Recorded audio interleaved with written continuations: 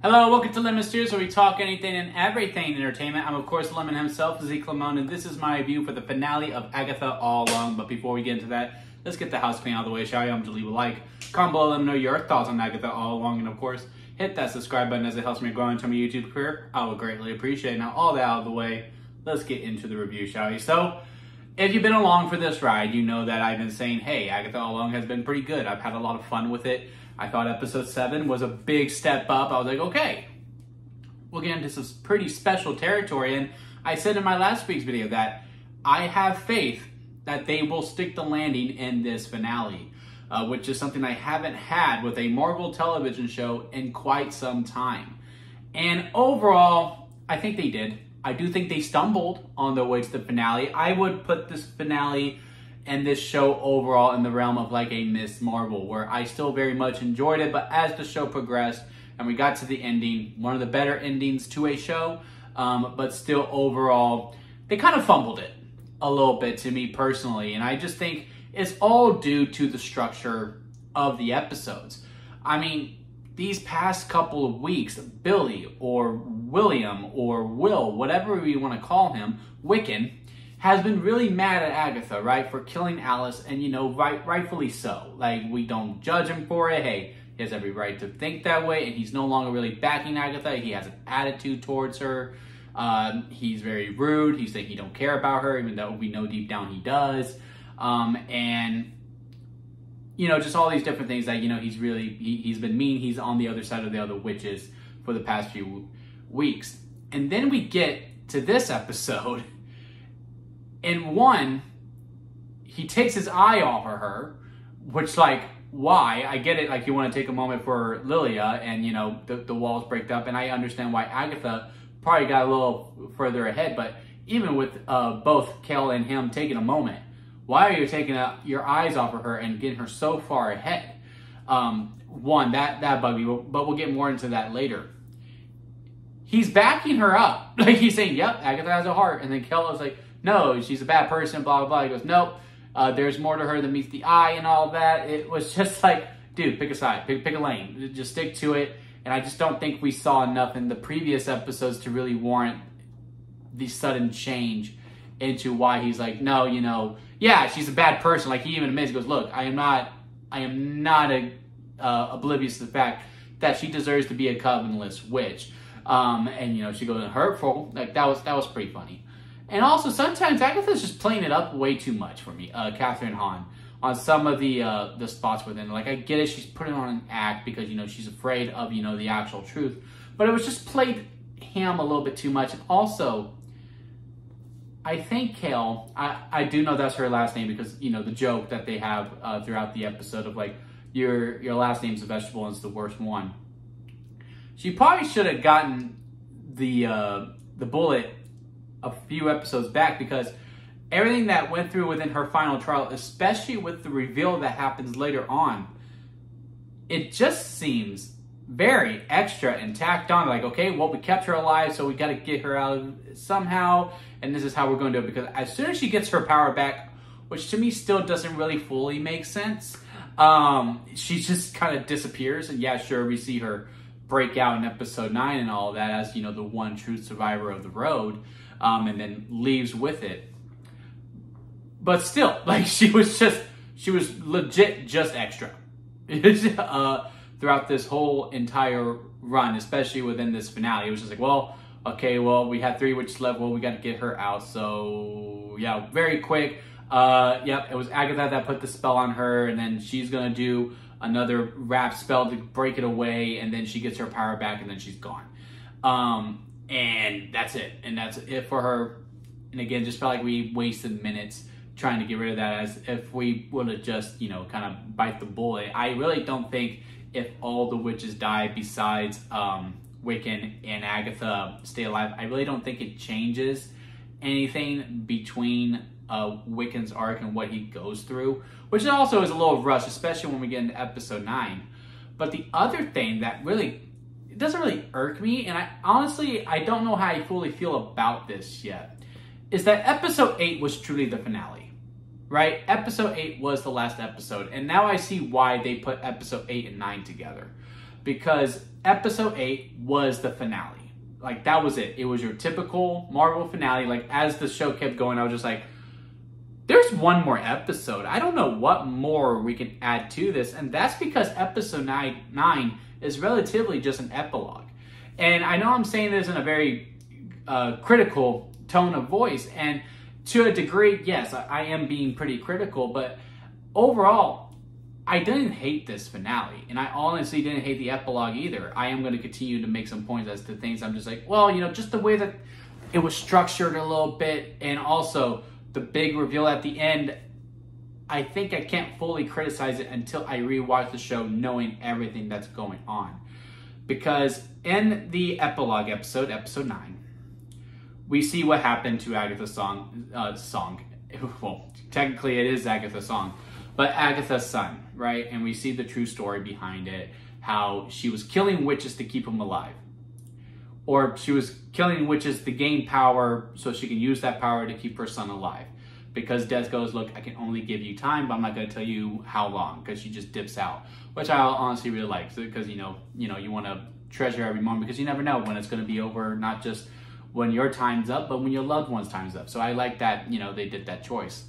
And they're singing that song. And I'm really sick of the song, Of the Witch's Road. And it turns out Agatha made the road up all along. The song just caught fire, and that's what she used to drag gullible witches in and steal their power just to become stronger. And that's the big reveal. Because also in episode 8 at the end, where I really thought we had another episode 7 situation, is that the road, Billy just made it up. Because he's looking around his room, he goes, wait a minute, and it turns out, yeah, he made the road all the way up. So in retrospect, he really killed all those women. And in this whole entire show, and also this whole journey on how Kel gets her power back. She's going to be thinking this from this actual road, and really, I guess the power was within her all along. Like, you see, those things just don't make sense. And also how Agatha knew what things to do to get out of those situations, especially within the final trial, which is like, well, we really need the Green Witch. Oh, no, we don't really need the Green Witch. She just knew exactly what to do to get him out. It just makes some things a little blurry to me on how well executed it was, because they did have a setup. They knew where this wanted to end. This was definitely a show where it wasn't and then this happens, and then this happens, and then this happens. This was definitely a show of, well, we want to end here. So this happens because of this, and because of this, there were some lines they implemented in. I mean, you see the montages, not just within episode 8 at the end, but also within episode 7. So they had a plan. I just think the execution was missed just by a little bit. Definitely within the target. It just wasn't completely hit. There was a lot of cool things that I really liked about this.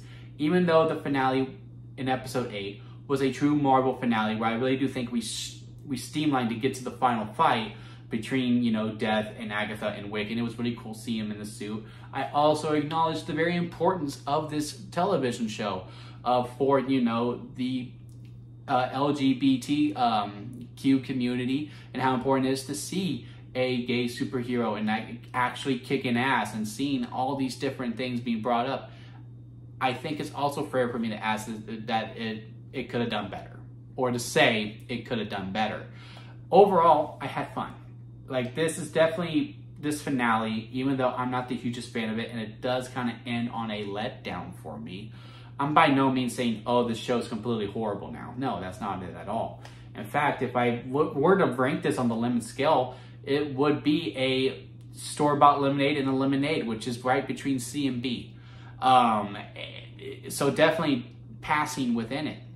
I just think we could have executed it a little bit better. I compared this show as to riding a roller coaster, and one of those really fast roller coasters, right? Like, you're going through all the hoops, you're going through the loop-de-loops, it's going super fast, you're like, wow, this is fun, and then there's like a sudden stop, and you have a little bit of whiplash and your head goes back, and you're like, well, I didn't really like that part. That's kind of how I feel with Agatha All Along. Now, clearly, there's still plans for Agatha. She's now a ghost, and she's like a mentor to Wiccan. If Wanda's really dead, if Wanda comes back to life, which I do expect her to, I can see Agatha also haunting her. and being those mentor types, and like, you know, she's just kind of helping, you know, lead the way, and she can only be seen by the people that she chooses to let be seen. Wiccan is obviously going to be around. We're going to do Young Avengers. He's going to be Miss Marvel and Hawkeye now, and others as well. And he's got to find Tommy. So maybe we get another spin-off show with that. Maybe he pops up in Vision. There's obviously plans for these characters, and they're down to do it. And, you know, Aubrey Plaza being Death, it's really cool. I'm not going to lie. I mean, if they do go the route where now they do have Deadpool and Death within reach, and they can put those two together, be a cool couple. I ain't going to lie. But yeah, overall, I enjoyed the show. I had fun with it. I even like some of the moments in these finale, and I know I've been very critical of it, but at the end of the day, I just felt like it ended on a downer for me personally. But still, overall, a positive show experience. And I honestly don't know if I'm going to feel that way once I watch this again. I don't know when that will be.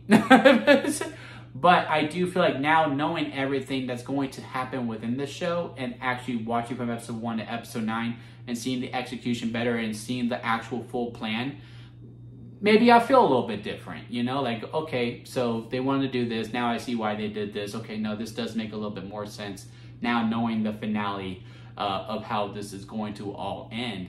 But as of right now, investing 7 weeks into this show and enjoying the ride, and then at the end kind of being told, well, it was kind of all BS. That's just kind of how I feel about it right now. Again, it's just a little bit of a downer, but still, again, overall a positive experience. I do recommend it for people, recommend it if you haven't watched it. Unless you're part of that crowd, you know what crowd you're part of. It's not for you. It's never going to be for you.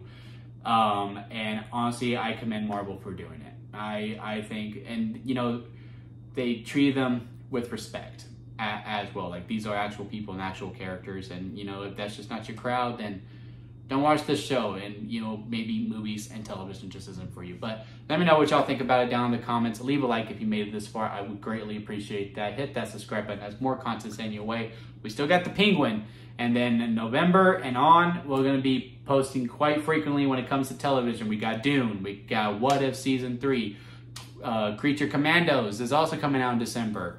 And then y'all saw everything Marvel was putting out along with Stranger Things. There's a lot of things heading to the channel very, very soon, especially within 2025. We got big plans heading your way. So hit that subscribe button to see all of that coming your way.